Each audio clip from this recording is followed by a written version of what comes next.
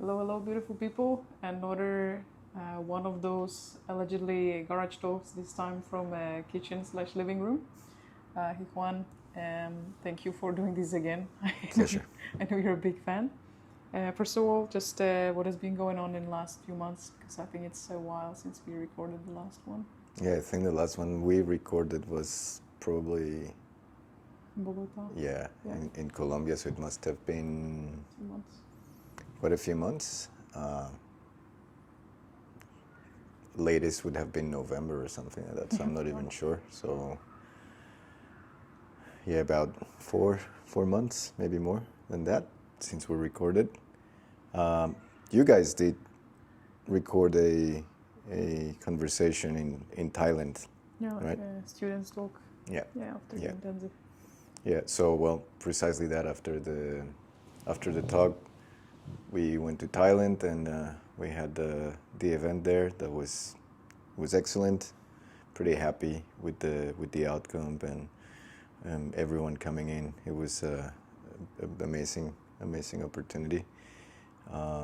And then some of the guys also joined.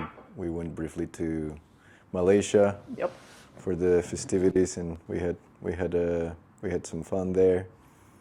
And then from there we went back to Thailand, but more in the just practice training mode for a couple months, a bit more low key.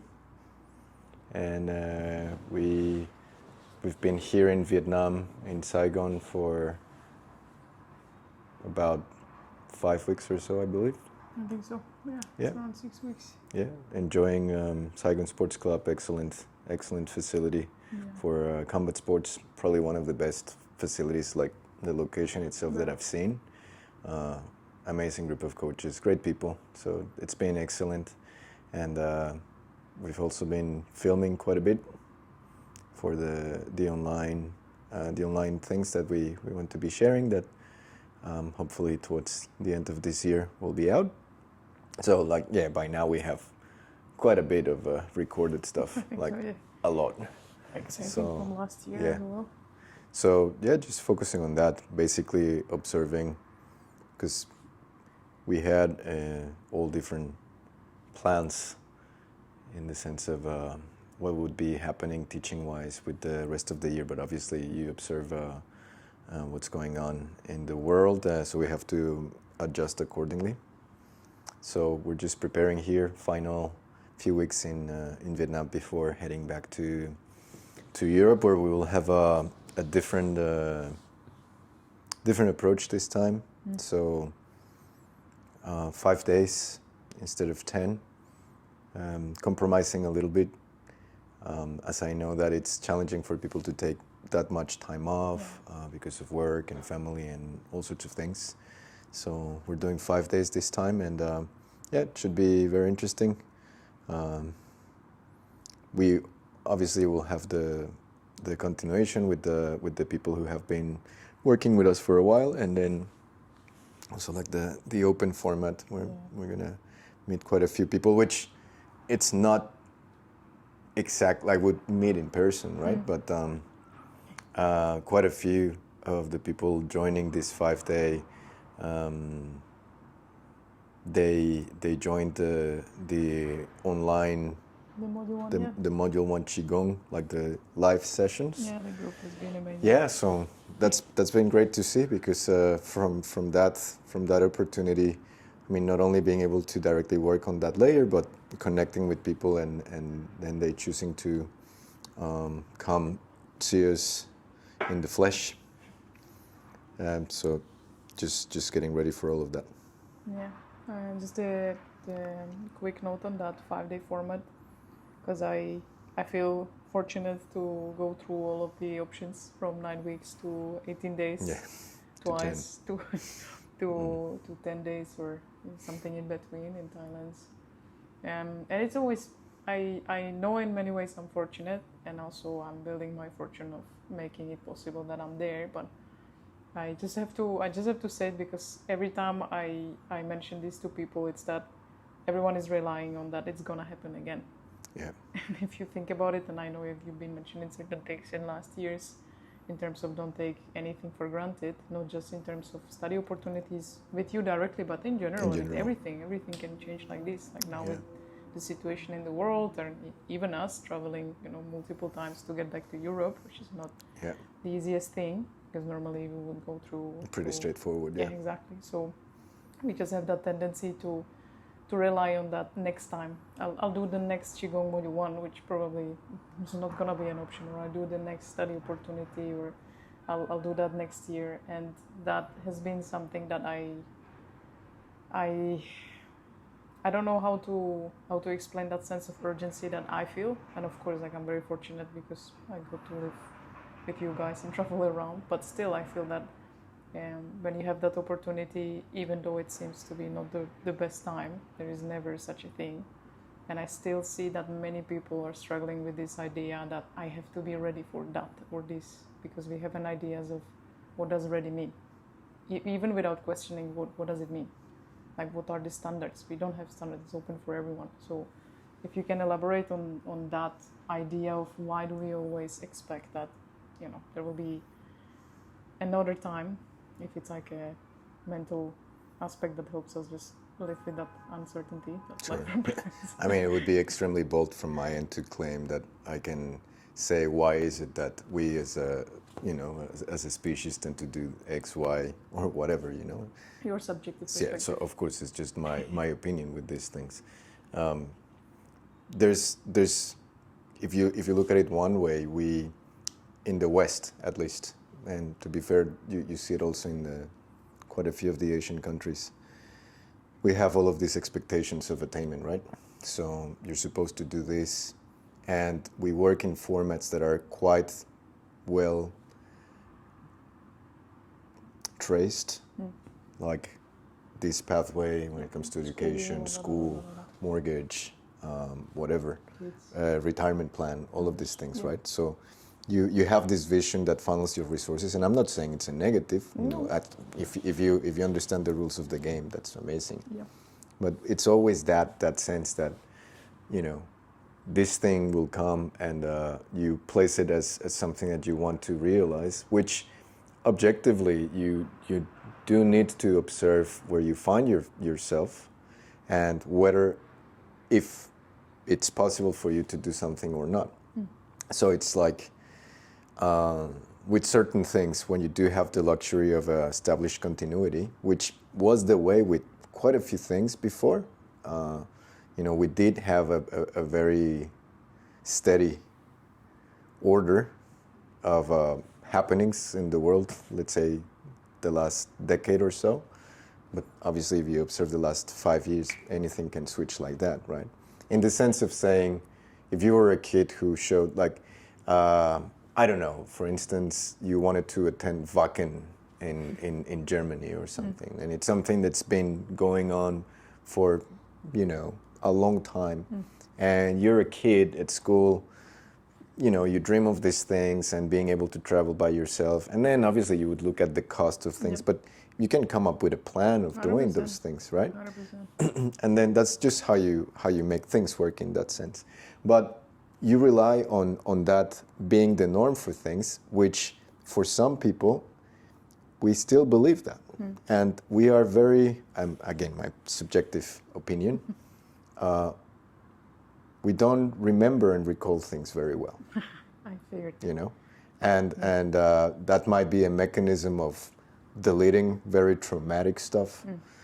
But you can see how things can flip 180 degrees if the conditions are there. Within days, Yeah, 100%.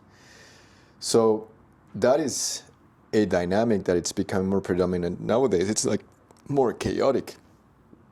So for anyone to count on these things, it's not a safe bet at all. Yeah. So that is one aspect if you just observe the tendencies of how things have been occurring, right? And then it's also just making it a point. Like one of my teachers says, you guys have 8 years before I close my hand, which is a term for teaching. So I make it a point to go see him at least twice a year. Yeah. And that involves time away from family. That involves a lot of traveling that I personally don't enjoy very much.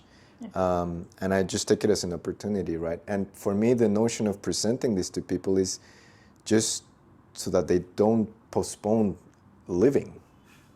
You know, I like it's that not. idea. It has nothing to do. I struggle with these things because when you talk about it, it sounds like some sales gimmick. You know, that you just have to tell people and like push this fear of missing out type of thing, and the sense of urgency is not necessarily that, but it can clearly be seen like that. Like, you know, you struggle for these things, and you don't. I don't think that one should tell people why is it important that they do something or not. 100%. Like You have to decide. I don't believe any of that. It's like a self-determined type of thing, and you know, if you're teaching and sharing and you are placing yourself in a position of helping others and providing the conditions for a process to unravel, it's more so in honoring the timing for the individual, you know. But certainly I do see when you get exposed to certain things, that urgency, right? Like you want people like, please do this, and like, you know, and many people in I would even say fitness, wellness, new age spirituality, they end up wearing this suit of a missionary type of thing, that you just have to yell people why is it that you have to be doing these things, and so it's a delicate thing, you know. I do agree with not postponing certain things, because there is no certainty, and you don't have to go down any crazy conspiracy type of theories or any rabbit holes in terms of, you know, secret agendas in the world or anything like that, but just simply observe volatility in certain conditions. For example, what you just mentioned with traveling and all of these things, you know, or all sorts of different crises. The thing is that our generations, we've had relative stability for a long time. So we take those things for granted, and we are in times of change and radical change. So, you know, if even you can see currently like the limitations with traveling, right? So you can have travel restrictions because of prices of fuel, travel restrictions because of armed conflict, travel restrictions for whatever, this or that. And if you do not believe that that can happen and unravel, I don't know where you had been living the last 5 years, right? Especially for us in Australia. So it's just perspective, but it should be from a position of actually embracing everything and being happy that you can do things. It's not like this panic thing, like, oh my God, you know, like you have like your bucket list and there's a meteorite that's gonna like hit the planet in 2 months. So you better just go out there and, you know, just exist for the sake of existence and experience for the sake of experience. It's just embrace the opportunity that you have by being here and being able to do things. That is all.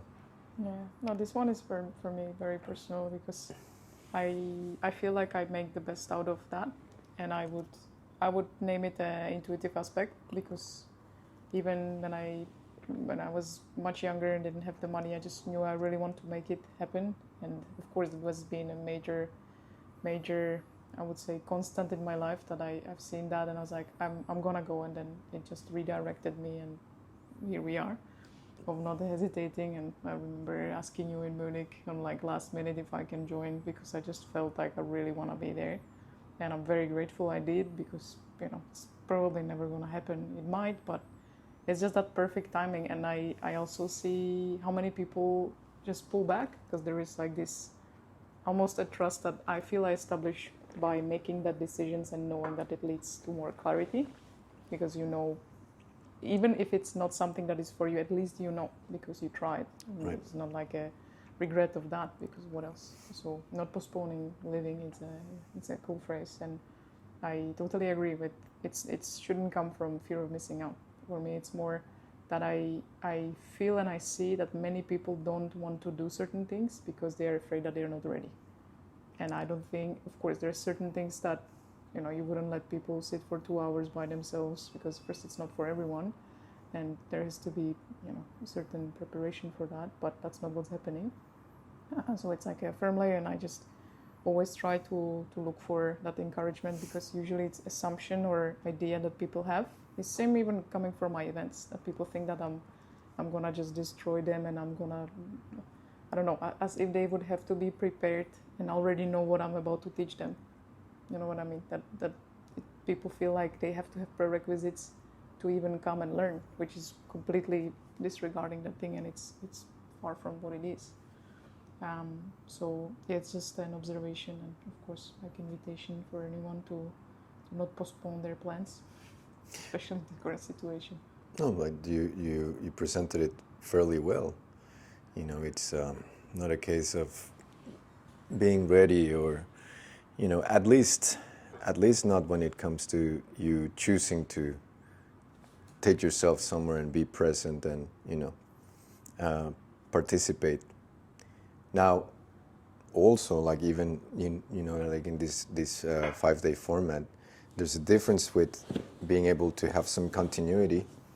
That then there's like requirement. That's why it's a closed event and all this, because there's many layers when it comes to these processes, and that's something that it's not discussed very much, and also generates a lot of assumptions when it comes to certain practices or certain ways and certain modalities in what then ends up being pointed at and criticized as if you were running a cult or any of these things. But the thing is that there's always different mechanisms to not guarantee, but at least try to funnel and direct people to hope for the best outcome in terms of timing. Mm-hmm. And, it sounds extremely romantic, but I even to this day, like with a couple of my teachers, you still pass through like a screening process. Mm-hmm. And it sounds like terrible, right? Because we're so like entitled for stuff, but you do pass a screening process. Mm-hmm. And I don't mean like you provide your criminal record or anything like that, but mm-hmm. And some of my other teachers actually, it was you would have to present a letter of recommendation from another student who was vouching for you, right? So it was a big deal. But when it's seen from the outside, this thing seems to create or portray this figure of the teacher as being, like in a pedestal or something like that. And you do not realize that most of it, that mechanism is just to precisely protect you, like to make sure that it's the right thing for you, it's the right timing for you. All of these mechanisms, it's just, in a way, one can look at it as hard, extreme, in a way, non-inclusive, but it's quite the opposite. Yeah. It's fairly open to anyone, but it's protecting you from you. And this, some of us don't like to hear. So beforehand, you have that, which it's still not extreme. It's not radical to go through a screening process or, have a recommendation, somebody vouch for you or introduce you directly to the teacher. And then before that, then you read and hear all of the stories, trekking for days, climbing up the mountain, then you reach the temple door and you stay like knocking there for 5 days, and a couple guys come and beat you up, right, to try and see if you want to stay there, and eventually you're allowed to go into the courtyard, but no one speaks to you, and eventually they pass you a broomstick and you're supposed to clean and stay there. So certainly from some perspectives, that's extremely backwards, right? Because why would you be holding people back and not getting them into the gist of the stuff? And there are some traditions in some scenarios where this is a thing, that people end up in a system that it's just holding them back as opposed to, But in that sense, it's all about really just for you to observe and have that clarity in terms of where you're coming, so you can be ready in these things. And we don't have that anymore, right? And I'm not claiming it's like, it was before like this. That's the reality of the thing. Yeah. That's it. So I can point at the past again and say, or I can see, well, what can we actually do now? And then I was having a discussion with some other teachers recently, and it's like the stuff in itself protects itself and regulates itself because of so many different mechanisms that, you know, the pearl of pearls can be shown to you in your face and just like, well, just like next. Yeah.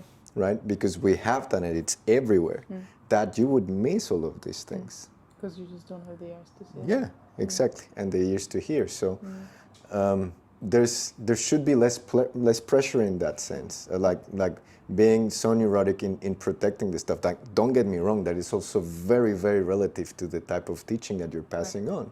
You know, if I'm discussing certain principles to work within yourself, to understand who you are and the mechanisms of the mind, the psyche, and like how we just interact with all aspects of being, it can be quite damaging for sure. But it's a different story if you're like talking about like martial techniques and how to take someone's life. That's a different story, and we need a different set of dynamics for that. Yeah. But generally speaking, we cannot be so paranoid with. And at the same time, like you were mentioning, we have to acknowledge that certain practices are just are detrimental for people. If you have like struggles with your mental health and many of these things, I'm sorry, but I don't think that any type of introspective or even breathwork type of modalities are the best for you. I'm not saying it's completely out of the question, but you have to consider these things. And we should look for one another. It sounds paternalistic, but you know. It's one of the things that I hesitate a bit if to even ask about that, but because one of the most controversial, is it in English proper English, is the substances. And I know that some of the teachers that you've met are not teaching people that are still using substances, for example. If you could mention your subjective perspective for why is it, because it is a massive thing, and I also don't disregard the effect it can have in therapy and for many people. At the same time, I'm very careful with what I share and what I discuss with people, and also seeing what is happening in Europe of making it legal and then having access to certain substances for anyone. I just wondered what's your perspective on that. You mean like plant medicine stuff Can and be like microdosing and all of those both. things? Because, for example, like a very, very close person to me, I don't think he was aware about how quickly that just turned into like a crutch. It makes me more creative in training or in rolling or in this or in that, and that you just justify the thing for yourself, that you're using it for better training without noticing that it's just another attachment you have to a thing. Not better or worse, but just that awareness is what makes the difference. And the second part of that question is the because we ourselves involve that question into people reaching out to us. So just to be aware of what's happening. So it's a sensitive topic, but I feel like it should be discussed. So I would just love to hear your subjective perspective on that and elaborate on that. Well, usually, because you just said substance, right? And you would say substance abuse or substance dependency. And you mentioned that sometimes people would justify all of these things as opening the doors to creativity or higher performance or focus or concentration, which, by the way, it's something that you can see performance enhancement substances, right? That it's not only in sports, but you can see it in the military. Like, all of these things are not, like, we don't have that culture very much. Not in, well, I cannot really speak much for South America because I've been away for a long time, but at least not when I was growing up. And certainly not what I have seen in Australia, and I might be totally wrong, but we don't have that same culture that you can see, for example, in the United States, with people taking stuff to help them with the studies because of the sheer pressure that they have in university. And it's a very common thing. So for me, the whole aspect of dependency is something that one has to extend to many other things. But skillful means. Skillful means. Many people become reliant and dependent on the teacher or the method or whatever. Remember, like the sutra said, like you burn the raft afterwards, right? If I need the staircase as I climb the ladder, I cannot bring what it's, below. But this again depends on where are you at. Now, when you say where are you at, I don't mean it from like a hierarchy type of thing, because it's just different journeys, let's say. So the dependency is the most problematic aspect of it. And that has to do more if you're in a path that it's analogous to what we'll label mastery, for lack of a better word. Because that dynamic, it's completely different in terms of your experience and how you try to go about being here. Yeah. And in that sense, you do realize that it's not necessarily applicable to everyone and anyone.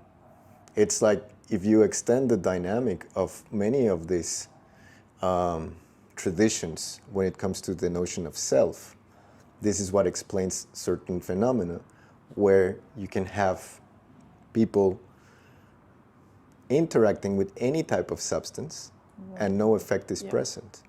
From, the agoras, like you can see like recently there's spiritual influencers giving DMT to like hermits in India and stuff like that, and like nothing happens, or like same thing with all of the stories of Ram Dass giving Maharaji also like some acid and stuff, right? Or likewise the stories of people trying to poison them and nothing happens, right? And this is very abstract to discuss, but it's a dynamic of the self and who is present there. And the reality of it is that most of us don't have this mastery. Don't. And it doesn't necessarily mean that you are, unqualified or whatever, but you have to recognize that that's not the case. So that is the biggest challenge with it all, right?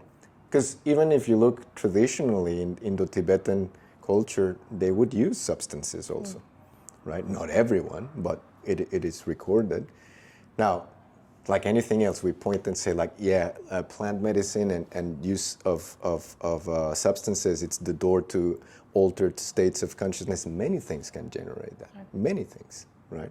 And again, it's not the matter of touching these things or whatever, because those experiences, a friend of mine has this amazing project where they have like this capsule where everything it's completely monitored from what you are observing, the vibration, like physical vibration, sound, light. It's like, like these light sound machines that people used to train, right? Like immersive type of, but this is being done with specific frequencies analogous to, mystic traditions. And by the way, there's many other things that have been done by that. So you could arguably get somebody to touch specific states, perhaps to a certain degree, but that's not a big deal. That's not a big deal, after, right? So going back to the substances, if I catalog substances, you could say, well, some of the challenges, or not, let's say challenges from the dynamic of the substance in itself, but the phenomena around it, right? Which it's undeniable that nowadays you have a lot more accessibility when it comes to these things than, let's say, 20 years ago or whatever. That now you have even universities creating degrees of, titles like plant medicine therapy facilitator or something like this, and like prestigious universities. And you can see all the studies in working with PTSD in soldiers, or also helping them recover from like heroin addiction and things like that. So it's undeniable that there's a huge benefit in this, right? Now, if you start to see what sits behind the whole thing of developing this dependency, that if I want to create this scenario where I need to ingest something in order to connect with the divine, that's a very different dynamic than trying to realize that within yourself, perhaps. Or who am I to know these things, But it's something that perhaps before you're doing this, you don't even consider asking those questions.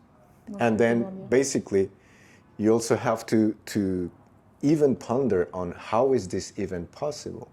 How is this even possible, right? That we don't ponder those questions? Or? No, that this could be the case, that I take some random, not random, right? But, you know, some plants and like, you know, in the jungle, they put this stuff together and I take it and I see God or whatever. Like, I'm not, you know, disclaiming anything for people. How would that even be able to occur? Yeah. And this is when you realize, like, well, there's something in it, who knows what, precisely, because you can talk about DMT and whatever, and what's happening, like the physiology and like the neurological aspect of it, right? But clearly there's something that just shifts your perception, even if just for a moment, right? And it removes certain mechanisms that are there regulating your perception on a day-to-day basis. So again, it depends on your character, but it sounds to me like a big gamble to remove those things. Now, I cannot deny that it could work for you or not, but many things can work for you or not like that, you know.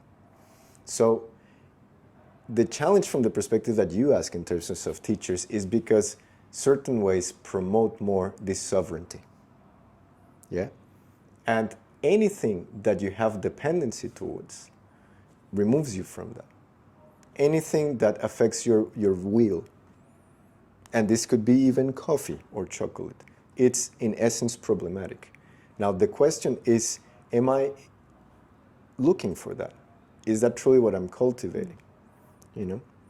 Because as long as you're not, probably you're gonna end up hurting yourself much more, right?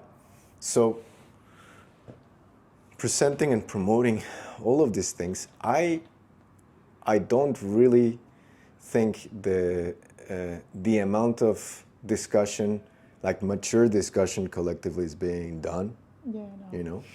I don't think so. But then again, like you can have problems with everything truly also. 100%. So Yeah. in essence for me, the basis will be the basis.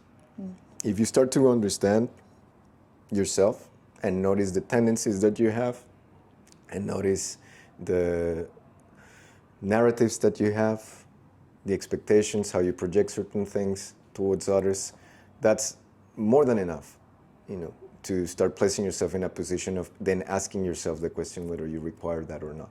100%. But absolutely, it's a huge, huge, huge can of worms, you know, and many people swear by it, and who am I to say no, right? The other stuff, if anyone, it's interesting in that, like I would discuss off the record just for respect to some of my teachers, but that is honestly not relevant for most people, really. But there's more to say, Yeah. for sure. Yeah, for me that was one of the major takeaways from the first encounter or second encounter I had with you in person. The discussion we had in the group on precepts or rules, or not even rules, but just options to choose how do I want to conduct myself in my life, and to what extent do I want to be conscious of what's going on and what is directing my actions. Because I mentioned that several times, that I've done loads of hard work in my life, but sitting with myself for 30 minutes or an hour was one of the hardest things. And it has been done voluntarily, but still it was impossible to almost stay with myself.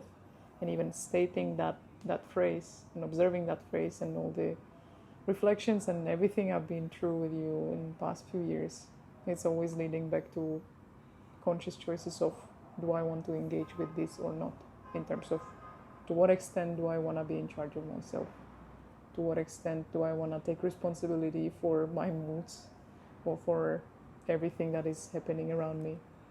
And the further we go, the more I realize that it's not for everyone, and that it has to be a choice, and it's not easy. And that leads me to another question, because it's a topic that we've been discussing. Or actually two questions, but one of them is the major one. And I remember first time that you did this for me, and when I was in a emotional upset, let's say, and you just with a very calm voice gave me a perspective of, I'm listening, but try not to give into that emotion and just continue saying what's going on without that charge. And we started talking about what the emotional body represents, or what the emotion in general represents, and that there is a window of opportunity to not engage with that. And I think that's largely one of the biggest things that I appreciate about all the teachings, that having more tangible tools to work with that and dealing with that every day, because that's pretty much all day, every day, right? To try to remain in that equanimity state, or not get pulled too far, and being able to maintain that center. So how do we begin? Because I also am aware that this might be an abstract thing to mention for people to work with the emotions, or to take responsibility for feeling upset or crying or laughing. And I also know that it's a firm layer between suppression and between you being able to deal with yourself.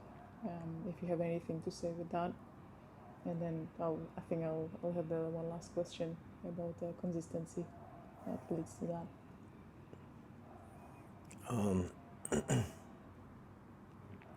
I think within the context, it's not a simple, straightforward answer, unfortunately, because that's what we would like. But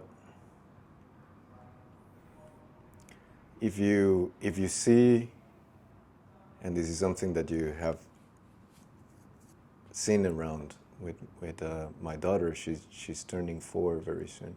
So you've been around before she turned 2, like she was a year and a half or so. So you've been present there, and you start to see how a personality is shaped, and how there's a study of exploration of the world and everything, people, interactions, and you have like these very broad strokes, as if you were painting, which are the highlights and the exclamation signs of the emotions, right? From the joy of laughter of something that makes no sense at all, to the bursts of pure anger, right? And when you observed also how quickly they come in and they go, but in that moment it's a completely embodied state, right? So you see, it's like these exclamation marks. It's like you are painting this thing, you are writing, and then all of a sudden it's like capitals. It's like, right, or it's written in a way that punctuates. It's right. It's an exclamation. Or same thing, you have a crescendo, and like in music. And I mentioned that because there's that connection also with the notion of your creation, your perception, the journey of your life. And the emotional body, in certain traditions, it's presented as that. It's the essence of your signature. It's like, this is what you claim to be from your vision and your experience. So it's of high value.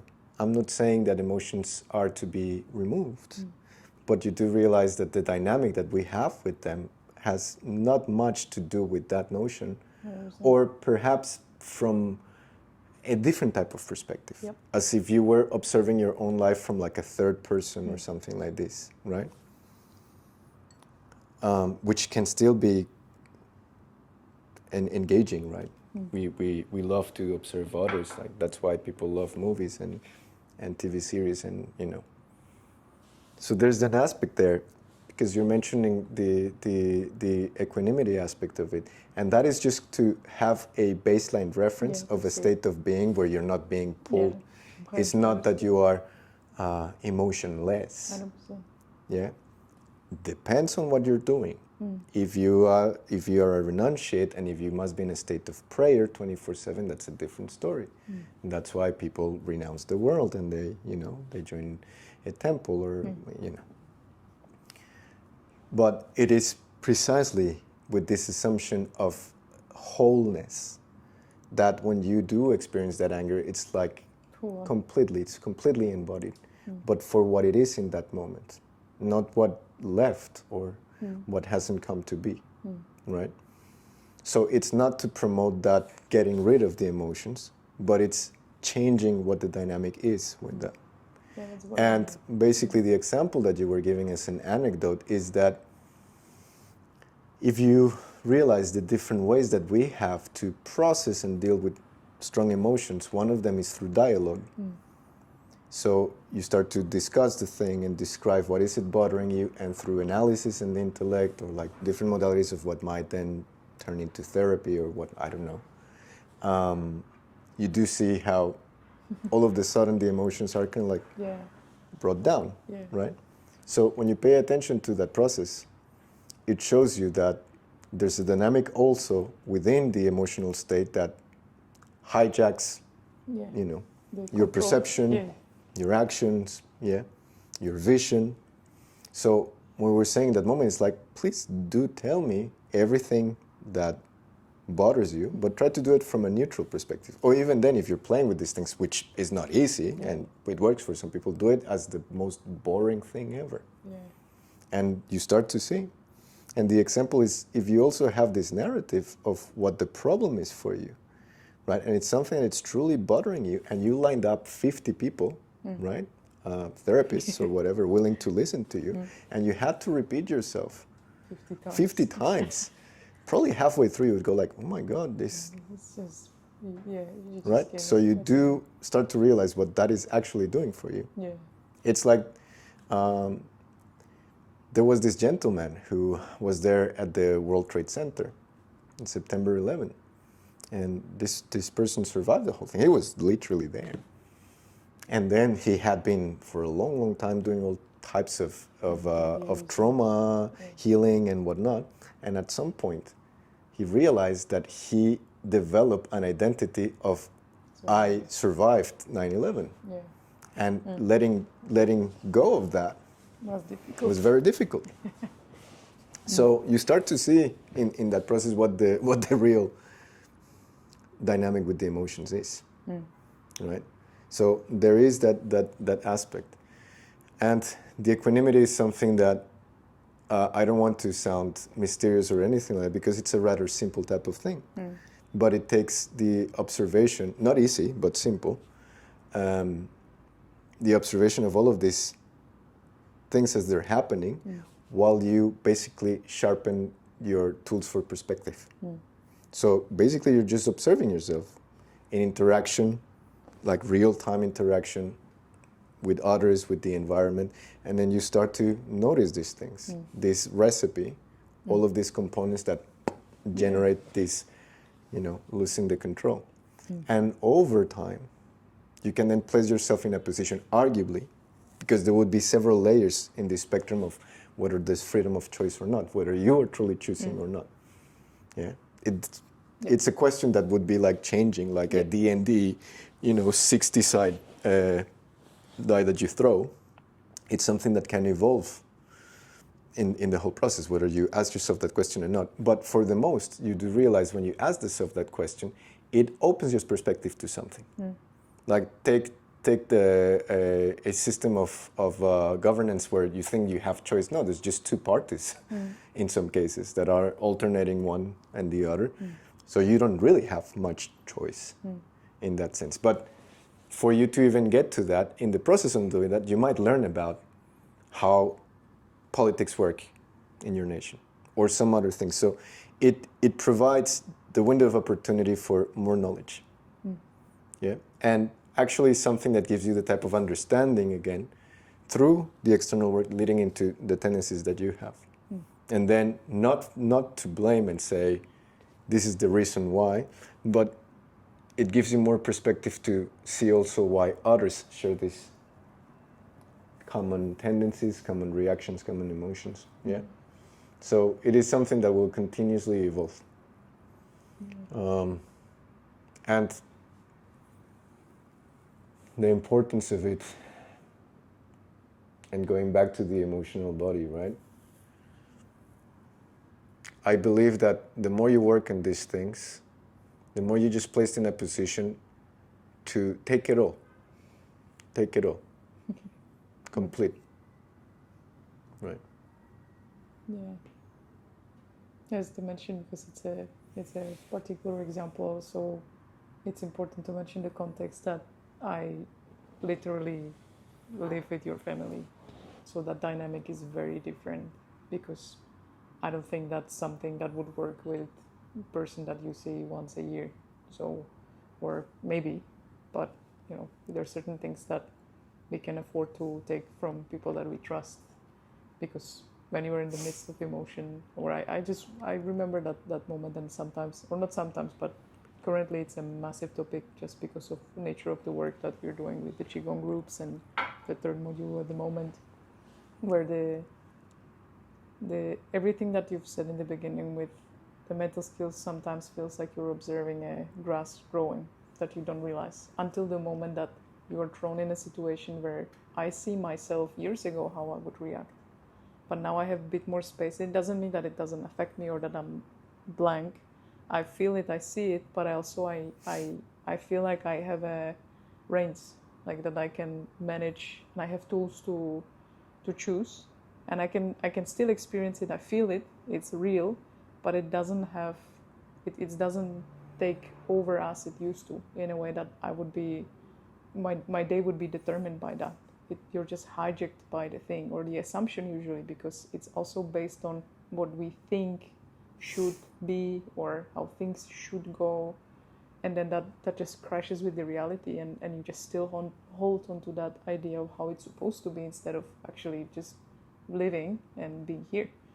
And the major thing for me with this, and the reason why I'm sharing, is because it used to be just concepts and ideas and stuff you read and hear in these motivational things, and it's this concept, but then it becomes embodied, and it's a very different thing. And I've heard you mention that many times, and also in connection to what we discussed before, with that you can have an experience or like a glimpse into something, but being able to embody it, or being able to integrate it, is a very different thing.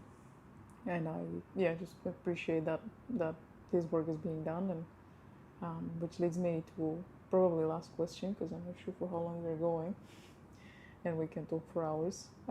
But I wanted to share that with others as well, because I'm very fortunate, and we have many discussions over coffee or over tea, and that was the one I've been pondering with myself, and it's something that I've been again working on and observing with others, and my students or people I work with. And that's a consistency, but from the perspective of being able to take one thing and finish it before looking for another ideas or another things.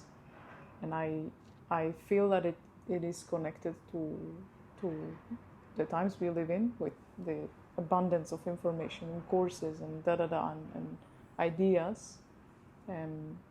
But at the same time, it feels that we are almost unable to stick to one thing, same thing, like just focus for 30 minutes on your posture, or even 10 minutes. That becomes difficult. So it's as outside, so inside, or that it reflects the inner state. So if you have anything to say to that, and why do we have that tendency, and what can be done about that, I pretty much know the answer. Just do the one thing, but if you have anything to add onto that. Again, like how boldly would I say this is why? No, just subjective perspective, right? But let's have clarity with these things. I know it has to be said. I understand. I'm asking for your subjective perspective on a topic that I'm. Well, one point that you mentioned, that it's a current thing. It's just with the sheer amount of availability. Yeah. Right. In the sense of novelty that it's always promoted, and for all sorts of reasons, whether it's like a smart structure of business or whatever, and even more with all of the potential now with artificial intelligence to literally do whatever you want. It's like literally a song or a video, like anything, right? So you are at the threshold of the possibility of just create anything that you would want to observe, to experience. So it presents the possibility of reframing and asking yourself that question again. But that's the question that many of us would ask ourselves relative to so many things at some point in life. I think it's a human thing. Like I've observed it myself and in discussions with good friends and family and people that I've met over the years, where you do ask yourself that question: am I making the right choice? Is this the one? Is she the one? Is he the one? And do I really want to go to uni like this? You place yourself in that position of the potential of effing things up and be like the wrong choice, right? And it's like you have this type of pressure. And I'm not saying there's no potential for you to messing things up. I'm not saying that everything will always be perfect. But there's something that it's quite cheesy, for lack of a better word. But it's the perspective when you frame the purpose of life as you. You are the purpose of life. There is no perfect match in that sense. It's the process that you choose to. So is she the right one? Is he the right one? It's not a compatibility, like a perfect match type of thing. These are aspects there that for sure, like in nature, you need to have certain conditions in resonance for proximity, of course. But then what unravels the whole thing is a journey, is the process behind everything, right? And every single time that you keep extending these factors as the right conditions to determine whether you make it or not, whether you're happy or not, right? You're always going to be filled with this same angst inside of you. What if? Of course. But if you do realize that it's not at all depending on those things, and it's just in assuming the whole thing, you do realize that that particular way of you working with that stream of information, it's never to be replied again. That's a miracle. Yeah. That's a miracle, right? What can be helpful, I don't have the answer for you in this one, but what can be helpful with that is if you observe all of these components, right? When you ask yourself the questions like, who's calling the shots? That can give you a bit more clarity and peace within yourself to understand and then assume it all, take it all. But while we're operating from that fragmented, ever-changing perspective, right? You are more likely than not going to experience that need for change. Everything's in perpetual change, yes, that's the way of nature, right? But at the same time, for a brief moment in the scope of the universe, there is matter that is pulling together and results in dissemination of singularity, that is you, that is me. And that's never to be repeated again. Yeah. You understand? And no pressure with that. No pressure with that. But at the same time, realize the gift of it all. Yeah. And again, it's all about taking everything. Assuming everything. Accepting everything. I think that also... That's what we do. Alchemy. That has a very different meaning now than it had a few years ago. Even the word, because I remember first time you mentioned word assuming, and English not being my first language, I think I had a specific idea what that means, and especially when you use term alchemy with the daily life and what it brings, that we can either remove ourselves or you just use everything that is around you as an opportunity to be the practicer, which is again romantic word and thrown around a lot in the circles that people are part of, the practice. But I think that has a very different meaning to me now, after all that I got fortunate to go through with you and see around. And then the daily life really becomes something else. It's not that you are trying to escape and be somewhere else and be another thing, but you just see it for what it is. And it's a hard work. Gong Fu. Yeah, it's the great work. The great work. Alrighty, Juan. Thank you so much. Thank you, Adri. Thank you all for your time. See you at some point.